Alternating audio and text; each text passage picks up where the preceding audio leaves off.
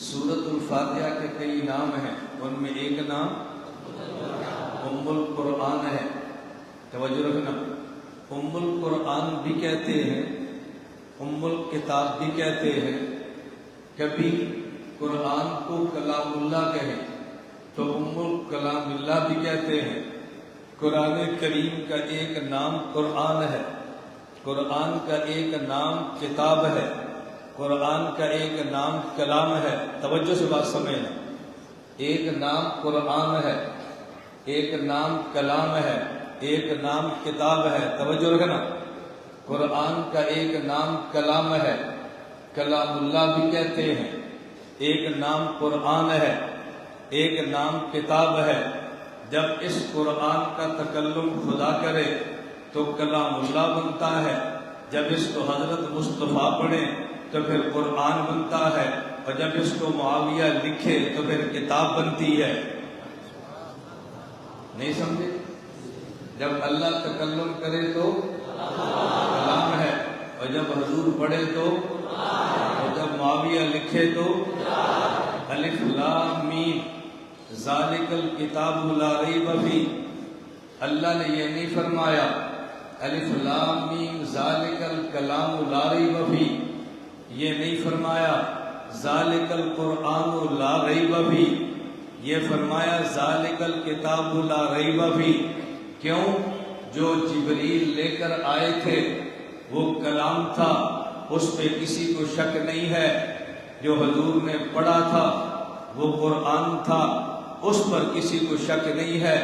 توجہ سے بات سمجھنا، منکرین صحابہ روافض یہ بات کہتے ہیں جو جبریل لایا وہ بھی ٹھیک تھا، جو مصطفیٰ نے پڑھ کے دیا وہ بھی ٹھیک تھا، بعد میں صحابہ نے بدل دیا ہے۔ تو اعتراض کلام پہ نہیں تھا، اعتراض قرآن پہ نہیں تھا، دشمنان صحابہ نے اعتراض کتاب پہ کرنا تھا۔ تو خدا نے فرمایا ذالک، ایک ہے ھذا، یہ اس میں اشارہ قریب ہے، ایک ہے ذالکا، یہ اس میں اشارہ بعید ہے۔ قرآن سامنے موجود ہے تو کہنا چاہیے ھذا الکتاب لا ریب فیہ۔ اللہ قرآن سامنے ہے تو ھذا الکتاب لا ریب فیہ، قرآن سامنے ہے تو ھذا الکتاب لا ریب فیہ، یہ تو سامنے ہے، اس کو ھذا الکتاب کہنا چاہیے۔ ذالکا تو اس کو کہو جو غائب ہو، یہ تو سامنے ہے، یہ ذالکا کیوں فرمایا؟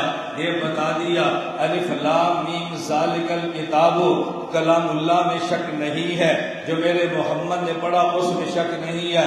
ذالک وہ جو معاویہ لکھے گا کتاب بنے گی، شک اس میں بھی نہیں ہے۔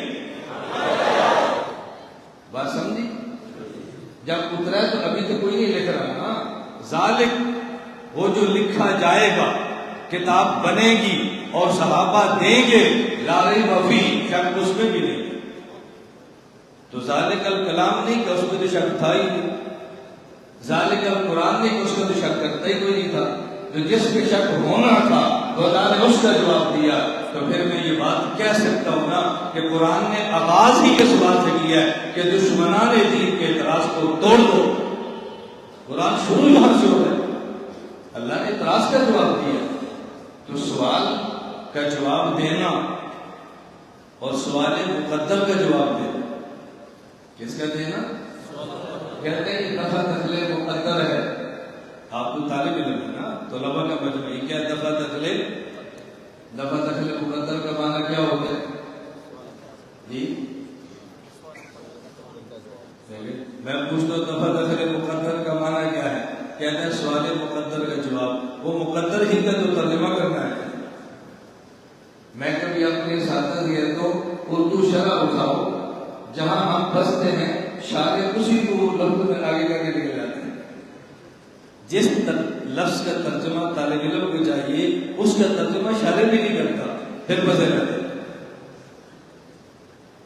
آپ میری کوئی کتاب دیکھنا اٹھا پھر دیکھنا کہ آسانی کسے کہتے ہیں۔ دفعہ دخل مقدر کا معنی سمجھو۔ میں اس علمی اصطلاحات کو عوام میں بیان کرتا ہوں، دستگاہی علوم کو عوام میں لاتا ہوں۔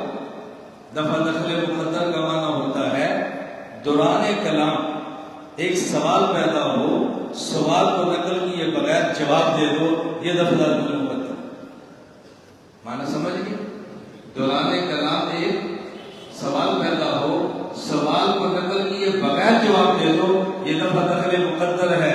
ذالک الکتاب لا ریب فیہ، یہ دفعہ دخل مقدر ہے۔ جب میں دفعہ دخل مقدر بھی شروع ہو جاؤں گا تو آپ سنتے رہیں گے، میں اس کے واقعات لاؤں گا، دلائل لاؤں گا، آیات لاؤں گا، احادیث لاؤں گا، آپ کو سننے میں مزہ آئے۔ آپ نے تھکنا نہیں ہے، یہ پکی بات ہے، اور میں نے بھی نہیں تھکنا، یہ بھی پکی بات ہے۔ یہ نہ سمجھنا کہ شاید یہ جلدی تھک جائے گا، ہم اتنی جلدی ہی تھکتے۔ طلبہ میں بیٹھے بھی کبھی استاد تھکا ہے بتاؤ، یہ بیان ہے یا سبق ہے؟ تو سبق میں کیا کرنا؟ بس طالب علم پڑھنے والا ہو، طالب علم سننے والا ہو، پھر استاد نہیں تھکتا۔